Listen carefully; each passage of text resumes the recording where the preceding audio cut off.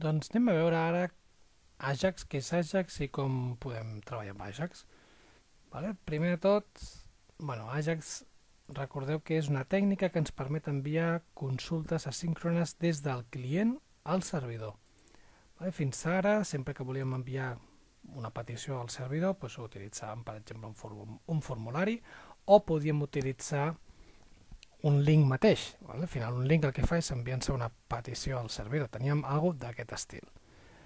Jo enviava el formulari s'enviava un PHP o el que fos en un servidor i el servidor aquest ens retornava una informació. Amb Ajax no necessitem ningú formulari, sinó que és a través del propi JavaScript que podem fer una petició i el servidor ens retorna aquesta informació. Tot això, fixeu-vos que és en el mateix codi HTML. De la forma tradicional, sense Ajax, el que fèiem és que quan nosaltres demanàvem informació al servidor, el servidor ens retornava un recurs nou que teníem que tornar a recarregar per mostrar-lo. Per tant, sense Ajax hi ha una recàrrega d'informació. Amb Ajax jo puc obtenir informació del servidor sense tenir que recarregar la pàgina HTML o sense tenir que recarregar la informació que em retorna el servidor. D'acord? És a dir, sense Ajax teníem alguna d'aquest estil. El nostre formulari, li clicàvem a Submit, això anava a parar aquí al servidor web, a través de get, post, el que fos, obtenien la informació, generàvem la resposta i finalment aquesta resposta tornava al servidor que recarregava aquesta resposta, substituint tot el que tenia per la nova resposta obtinguda. Amb Ajax tenim alguna mica diferent. Sí que podem tenir un formulari, no hi ha problema, però aquest formulari no voldrem que s'enviï. Per tant, normalment ja no utilitzarem ni un form, sinó simplement, en el cas que sigui per demanar informació, no necessitem un form, ho fem a través de JavaScript.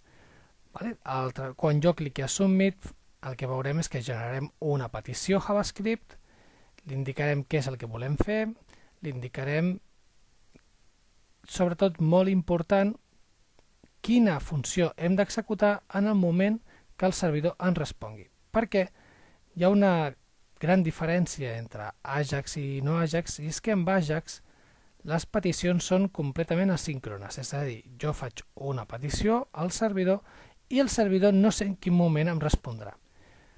Com que no he d'estar pendent de recarregar la pàgina, perquè no he d'estar pendent de carregar un nou recurs, fixeu-vos, en el paradigma anterior, amb els formularis clàssics o els links clàssics, aquí jo feia la petició, el navegador normalment es quedava quasi bloquejat esperant a obtenir la resposta, perquè a l'obtenir la resposta em recarregava completament aquesta resposta. El paradigma tradicional és un tipus de comunicació completament síncrona. Faig petició, em quedo a l'espera de la resposta i quan obtinc la resposta recarrego. Però aquí em quedo bloquejat, no puc fer res. Entre que faig la petició i obtinc la resposta estic completament bloquejat, no puc fer res. Això és síncron. En una petició asíncrona, el servidor fa una petició, però no es queda bloquejat esperant a rebre la resposta, sinó que simplement indica qui rebrà la resposta. Diem, quan rebi la resposta, vull que s'executi aquest codi, però no sé quan rebré la resposta i, per tant, continuo executant la resta del codi, JavaScript, o els canvis que es vagin fent en l'HTML. Finalment, quan aquesta petició arriba al servidor web, rep les dades, les pot rebre, ja veurem que les podem rebre per get, les podrem rebre per post, i regenerarà una resposta. Aquesta resposta no és un recurs directament per mostrar-lo, sinó que normalment l'únic que conté és la informació necessària perquè quan jo li respongui aquesta informació al client que ha fet la petició, a partir d'aquesta informació ell sigui capaç d'extreure tota la informació que necessiti. Per tant, aquí no estem retornant tot un HTML, sinó només l'única part que té la informació que m'ha demanat el client.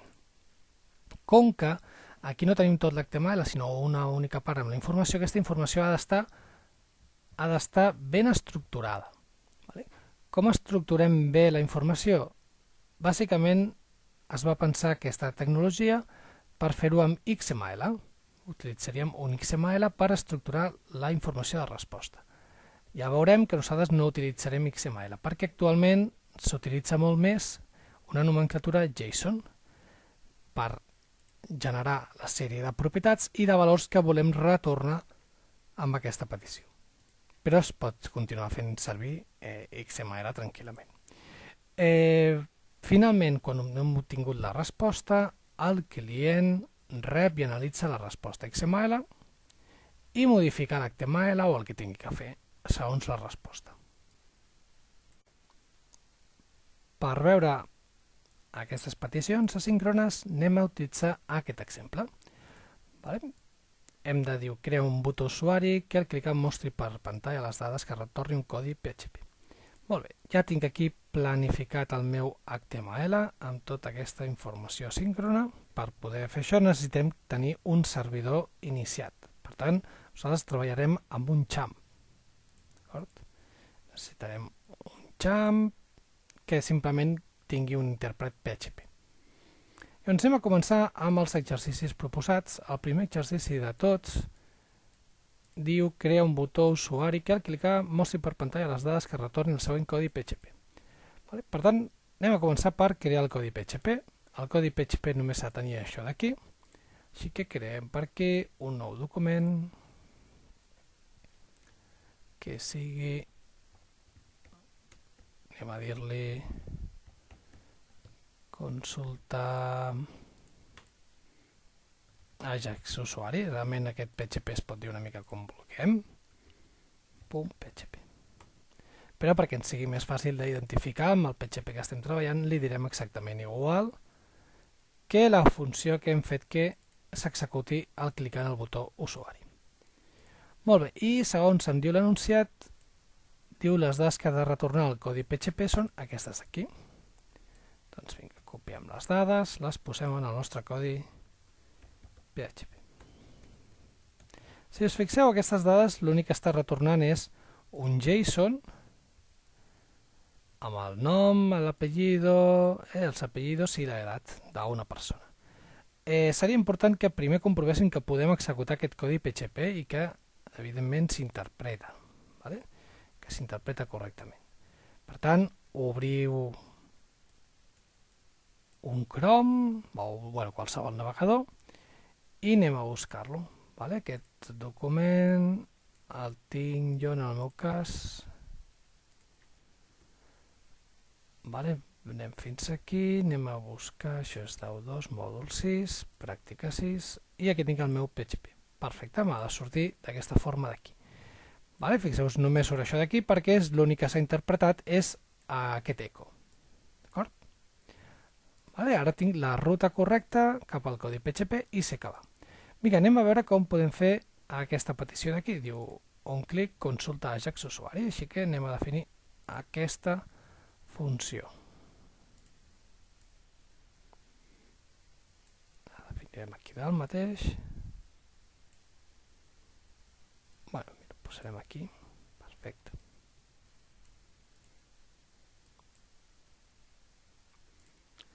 Vinga, doncs comencem a definir la funció, fem un function.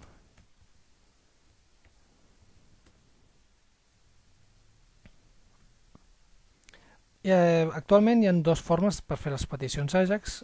Un és amb la forma tradicional, amb XML HTTP request, i un altre és utilitzant la llibreria Fetch. Aquest exercici el farem amb XML HTTP request. Llavors, per fer peticions Ajax, totes les tractarem amb un objecte, que és l'objecte XML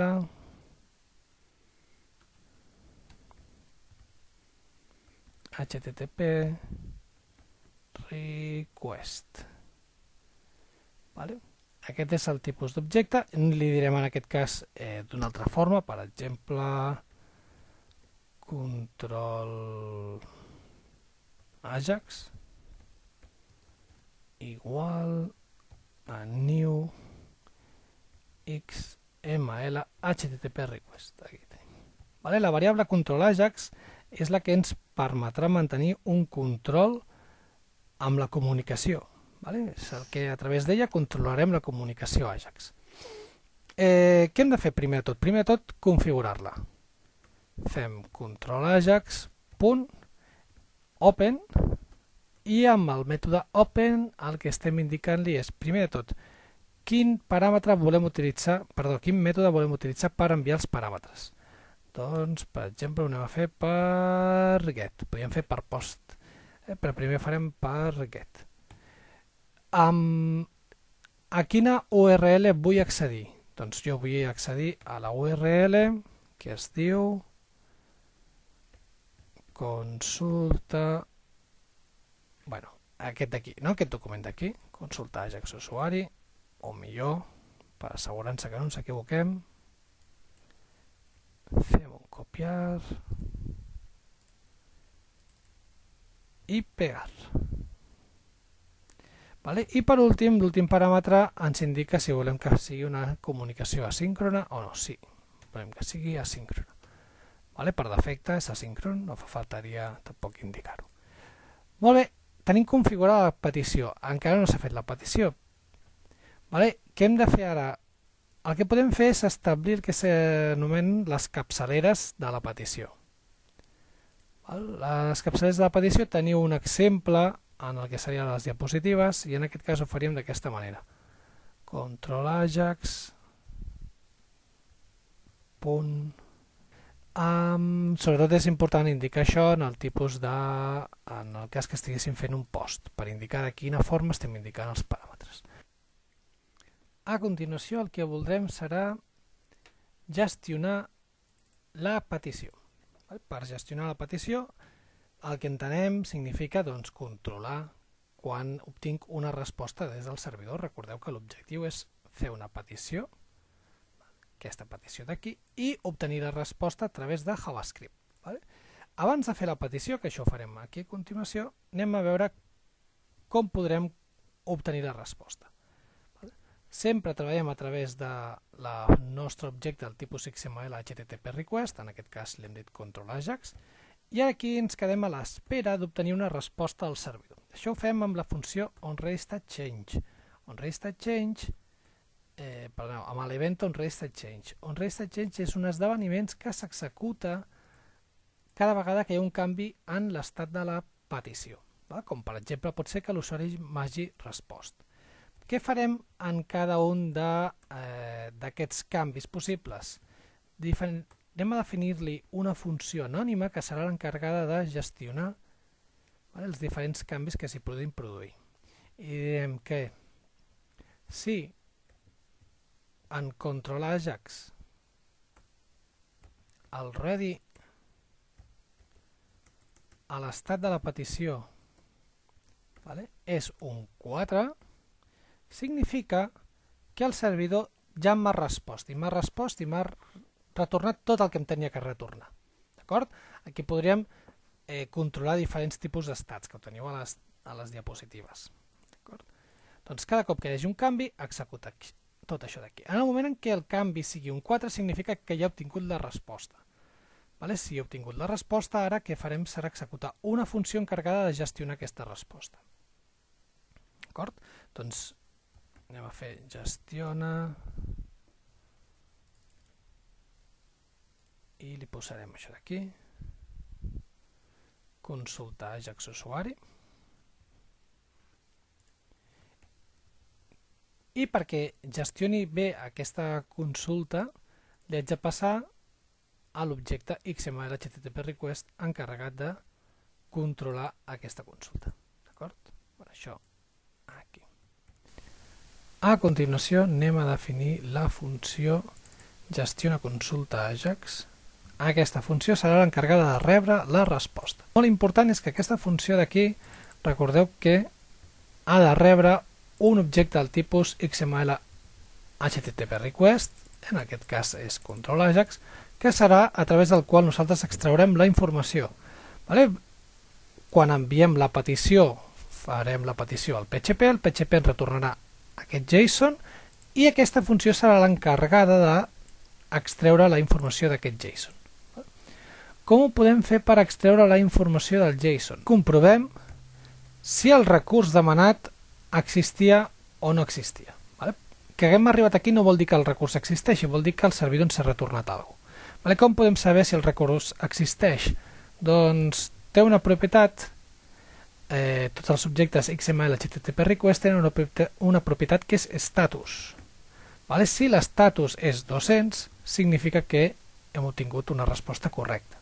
És a dir, que el servidor ha obtingut, ha trobat el recurs demanat. Un 404 ens diria que no.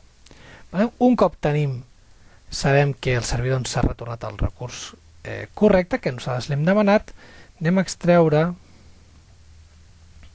la resposta. Fixeu-vos que per extreure la resposta hem de veure en quin format és aquesta resposta. Aquest format és un JSON. Per extreure la resposta en un format JSON, primer hem d'extreure la resposta en format text. Per defecte, un objecte XML HTTP request no ens permet no té cap funció que directament ho retorni en un format JSON, sinó que és response en format text. Això serà un string tal qual, un text de string. Ara aquest text anem a transformar-lo a JSON. Per transformar-lo en JSON fem resposta en format JSON és igual a resposta, perdó, és igual a JSON. JSON és un objecte JavaScript, un objecte global que té una funció que és parse, i la funció parse rep un string i la transforma a objecte JSON. Quina és la gràcia que l'hagi obtingut en format objecte JSON?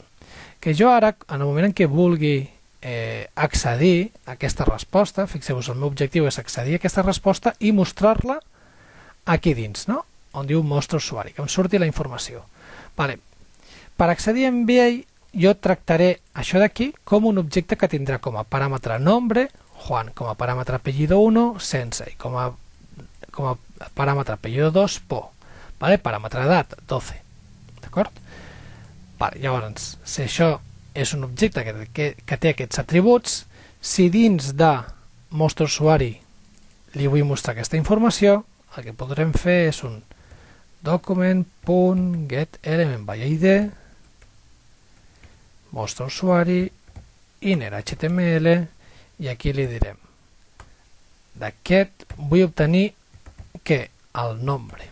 Això ho podem posar d'aquesta manera o podem posar-lo d'aquesta manera. Aquest objecte té un atribut que es diu nombre. Doncs jo vull mostrar-li que el seu nom és de l'objecte al nombre. Què més li podem mostrar? Doncs li podem mostrar l'apellido, el cognom, posarem cognom, i aquí doncs tal resposta JSON apellido 1. I així aniríem fent amb tots els paràmetres que vulguem mostrar. Ja està. Fixeu-vos quina forma tan ràpida. He obtingut la resposta del servidor, l'he transformat en JSON i després ja faig el que jo vulgui. En aquest cas, mostrar-lo. Falta una última cosa. Ja tenim la consulta AJAX definida, indicada on es fa, hem indicat quina funció s'encarrega de gestionar la resposta i per últim s'ha d'enviar. Control ajax.send. Això ens enviaria la nostra petició. I per tant ara venim...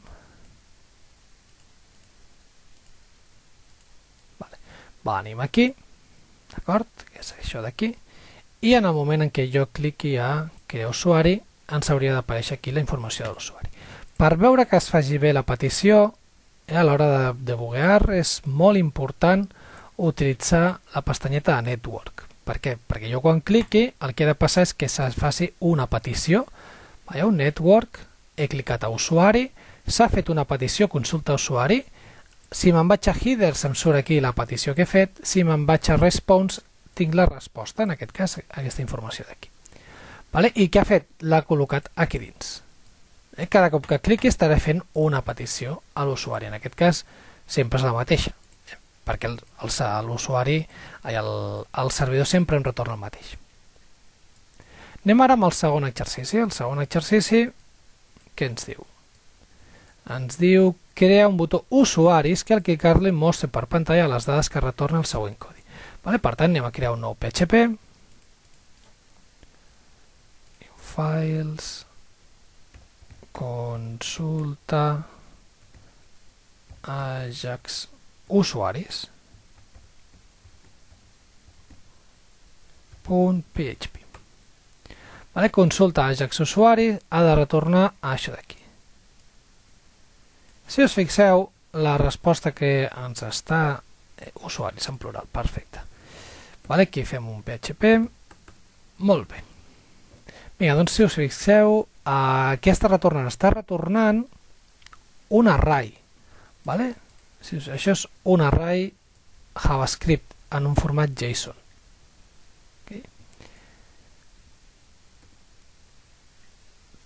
Anem cap aquí i anem a fer aquesta petició d'aquí. De moment el que tenim fet és que quan cliqui em cridi a consultar Ajax usuaris, així que anem a fer un copy i anem a definir aquí la function consultar Ajax usuaris. Què haurà de fer aquesta petició d'aquí? Fixeu-vos que serà algo molt semblat al que tenim aquí dalt. De fet, que serà exactament igual, l'únic que canviarà que és la URL en la qual fem la petició i qui s'encarrega de gestionar aquesta resposta. Així que anem a fer aquí un copiar i pegar de tot això d'aquí i anem a fer els canvis pertinents. En aquest cas, no vull fer la petició consultar Ajax usuaris, sinó consultar Ajax usuaris, i no vull que gestioni la resposta control Ajax, que seria la funció de dalt, gestiona consulta Ajax usuari, que és aquesta funció d'aquí dalt, sinó gestiona consulta Ajax usuaris, que és una nova funció que m'he creat, que ara hem de crear. Tornem a definir aquesta funció, function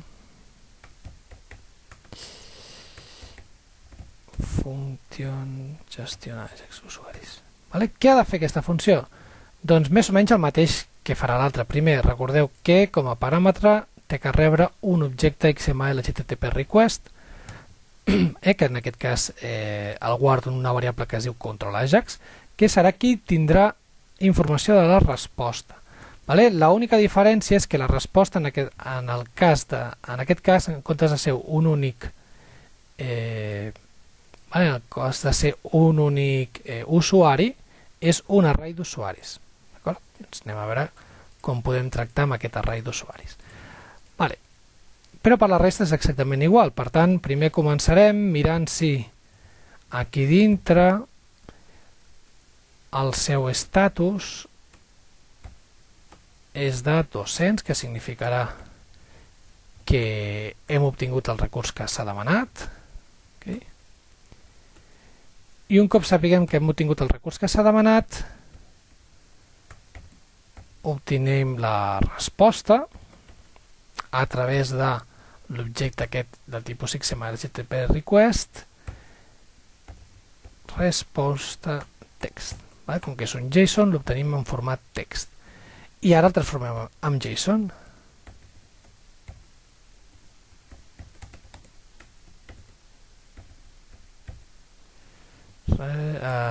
És JSON.parse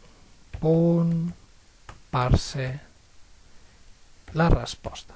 Agafa un text que conté la resposta i m'ho transformes a un objecte de JSON.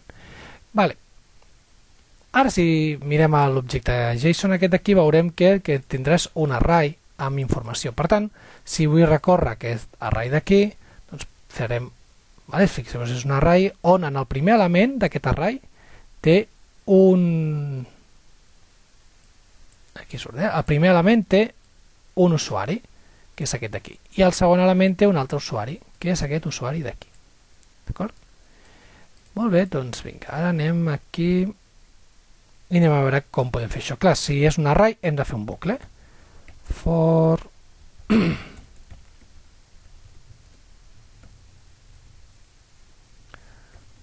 resposta JSON.length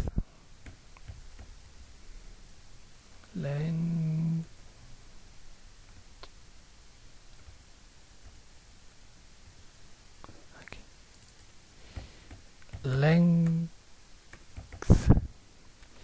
Llavors incrementem. Molt bé. Ara en cada un d'aquests elements haurem d'extreure la informació d'aquest usuari i mostrar-lo aquí dins, a mostra usuaris. Doncs llavors podem fer un document getter_env_id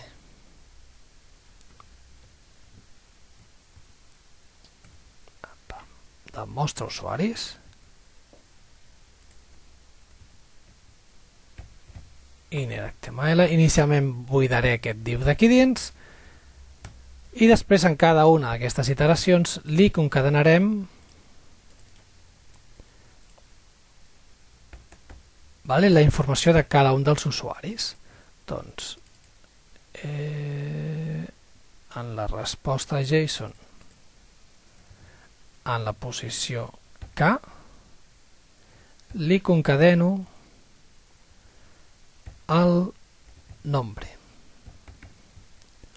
Podem ficar aquí nom és això d'aquí.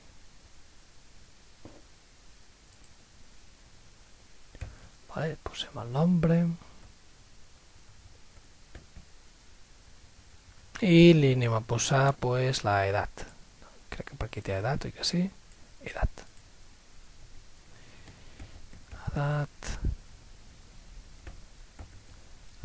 JSON en la posició K, o també ho podríem fer així, posició K, posició edat. Recordeu que és el mateix accedir amb el punt que accedir d'aquesta forma. A vegades ens serà més pràctic o més fàcil fer-ho d'una manera o d'una altra. I aquí em falta l'inner.html. Inner.html. Ara sí. Vinga, doncs nosaltres anem a executar això d'aquí. Important que executeu amb el network. Li cliquem a aquest d'aquí usuari i obtenim, fixeu que hem obtingut un llistat dels dos usuaris, el Juan, que té 12, i a Juana, que té 17. Juan i Juana, de 12 i 17. Anem a fer usuaris session. Agafar, mostrar les dades d'un usuari emmagatzemat en una variable sessió. Anem a utilitzar, en comptes de crear una nova consulta Ajax, que ho podríem fer, una nova consulta Ajax, i podríem utilitzar una nova consulta Ajax i també un nou PHP, però en comptes d'això anem a intentar reaprofitar les consultes que ja tenim. Aquest és per mostrar informació d'un usuari, llavors anem a utilitzar la mateixa funció que havíem creat anteriorment, que és la funció consulta Ajax usuari. Al clicar aquí, clicarem a consulta Ajax usuari. Esclar, a mi m'interessa que facin coses diferents. Perquè facin coses diferents, l'única forma és que quan faig la petició l'indiqui al servidor d'alguna forma què és el que vull que faci. Per indicar-li què és el que vull que faci, utilitzarem paràmetres. Com que aquesta petició l'hem fet per get, si jo vull afegir-li un paràmetre, l'indicarem per aquí. Interrogant, nom del paràmetre, per exemple, operació, i valor que vull que faci. Doncs, en aquest cas, la operació serà sessió. Si vull fer una variable sessió, li indicaré que sigui sessió. Si vull que sigui sense sessió, doncs sense sessió. Llavors, com puc saber jo, quan crido aquesta funció, si és per sessió o sense sessió? Doncs molt fàcil. El que farem serà que aquí rebi un paràmetre, la funció consulta Ajax usuari, rebrà si és per sessió o no. Sessió o no. I això, el valor que li indiquem aquí, és el que li concadenarem en la nostra petició. operació, tindrà si està per sessió o no. Aquest aquí, usuari, no, sense sessió. I en aquest cas volem consultar un usuari amb sessió. Vale? Bueno, simplement és un exemple de com puc reaprofitar una mateixa funció Ajax perquè faci diferents coses. És a dir, el recurs que m'està demanant és el mateix, però els paràmetres que li estic passant són diferents.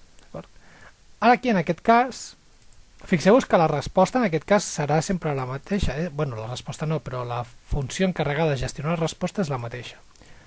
Per tant, això ho puc fer en el cas que la resposta sempre tingui el mateix format, com és en aquest cas. Perquè en aquest cas, quan jo vingui aquí, el que hauré de mirar és si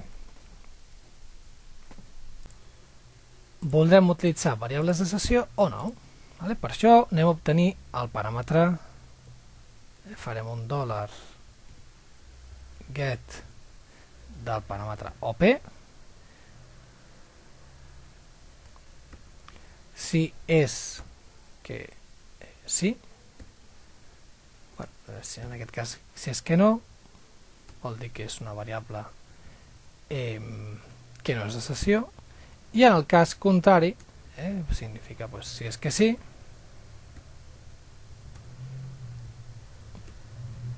suposarem que volem agafar la informació d'una variable de sessió. Com tenim guardat, com podem guardar aquesta informació en una variable de sessió? Doncs molt fàcil, és simplement agafem això. Per guardar la informació en una variable de sessió només hem de començar amb el session start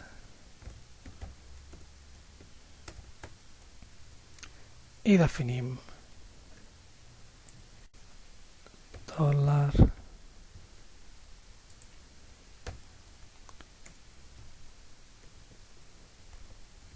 $session, el nom de la variable de sessió,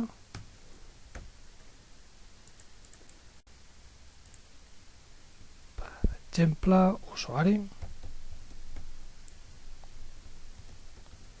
i aquí li assignem el contingut.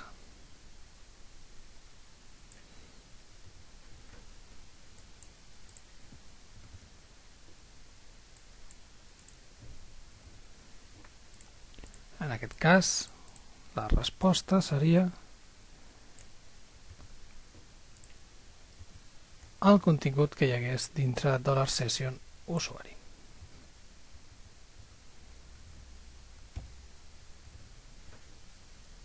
Anem a canviar algun paràmetre.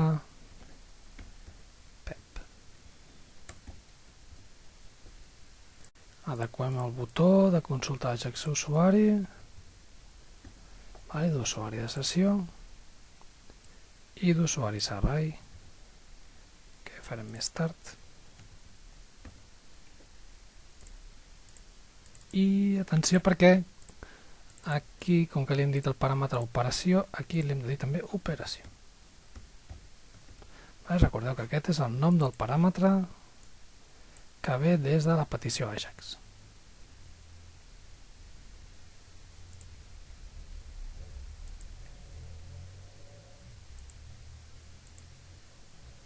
I ara executem això.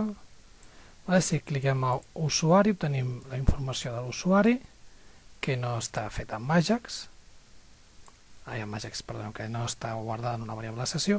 Si cliquem a usuari sessió, obtenim la informació de l'usuari guardat en la variable de sessió. Anem directament ja a fer l'última part de tots, que és el formulari que ens hagi de permetre mostrar un usuari en concret. Per mostrar un usuari en concret d'un llistat d'usuaris. Així que crearem aquí un nou PHP que serà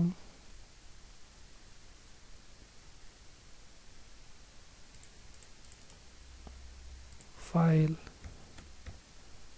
consulta usuari llista d'usuaris .php. Un usuari d'un llistat d'usuaris. Aquí al PHP que necessitarem? Doncs aquí tindrem també un session start,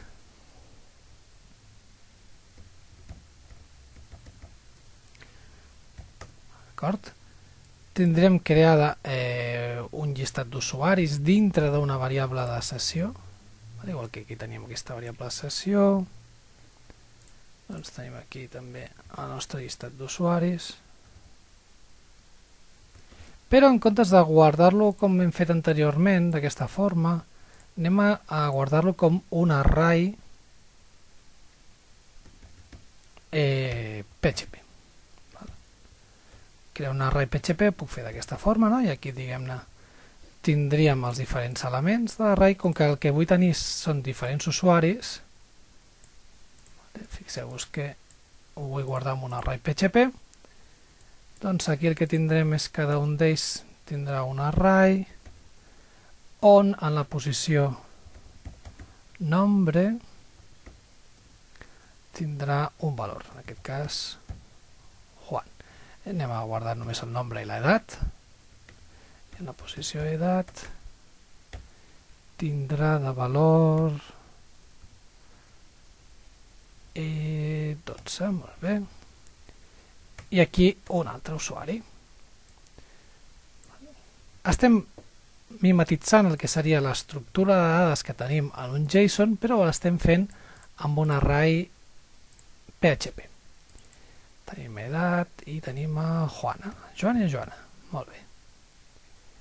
Joana té 17 anys. D'acord? Vale. Un cop tenim aquesta informació, ara ens diu que l'usuari ens indicarà, en el formulari indicarà l'ID, el número d'usuari que vol obtenir, si vol obtenir el primer usuari o el segon usuari. En aquest cas anem a rebre-ho per post, per veure com ho podem obtenir per post. D'acord? Per aquí rebrem l'ID de l'usuari que volem obtenir.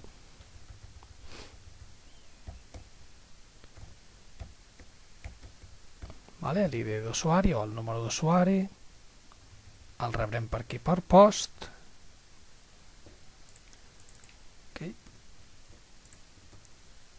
I ara com podem obtenir el número d'usuari d'aquest array d'usuaris? Doncs molt fàcil, accedim a l'array de tots els usuaris. En aquest cas estem duplicant una miqueta el que seria el $session.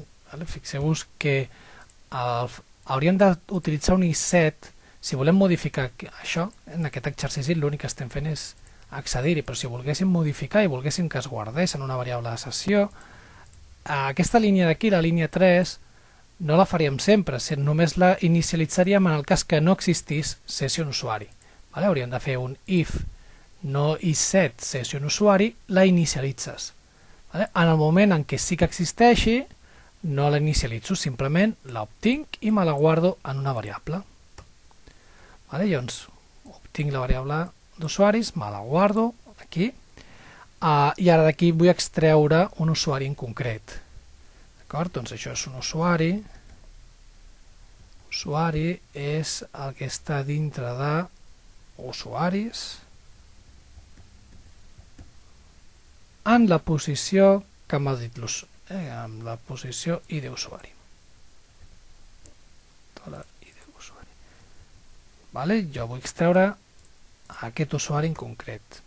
Com ho faig jo ara per codificar això en un format JSON? Per codificar això en un format JSON és molt fàcil. Farem un echo, jo vull retornar aquest usuari en concret, però ha de ser un format JSON. Doncs aquí fem un JSON, i si us fixeu aquí tenim el JSON decode i el JSON encode. JSON encode és el que codifica el JSON, i decode és si ho rebem JSON per transformar-lo en string. Així que anem a l'encode i aquí dintre li posem $usuari.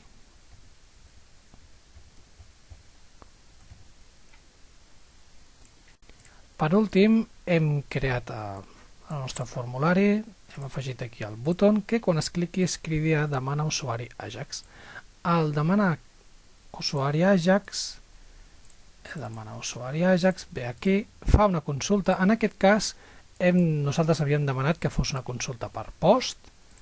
Si us fixeu en el nostre PHP estan fent un post, obteníem l'ID per post. Per tant, al posar per post estem passant per aquí l'ID, que li estem estem passant des d'aquí dins, consultar usuari Ajax, obtenim l'ID de l'input, cridem a consultar Ajax usuari, li passem l'ID, i aquest paràmetre com el passem per post? El passem a través del send. En comptes d'afegir-lo a continuació de la URL, l'afegim a través del send. I ens ve aquí, obté l'usuari del qual volem obtenir i obtenim la resposta. Ens extreu l'usuari. D'aquesta forma, si aquí li poso un 1, em retornarà la Juana. El cognom surt com un defined perquè en aquest array no li hem afegit cognom, només té edat. I d'aquí estem extraient el nom i l'apellido. O sigui, aquí li fiquem edat en minúscules. Això és important que sigui case sensitive. Doncs aquí li posem edat i actualitzem, li posem un 0, ja tenim Juan i 12. D'acord?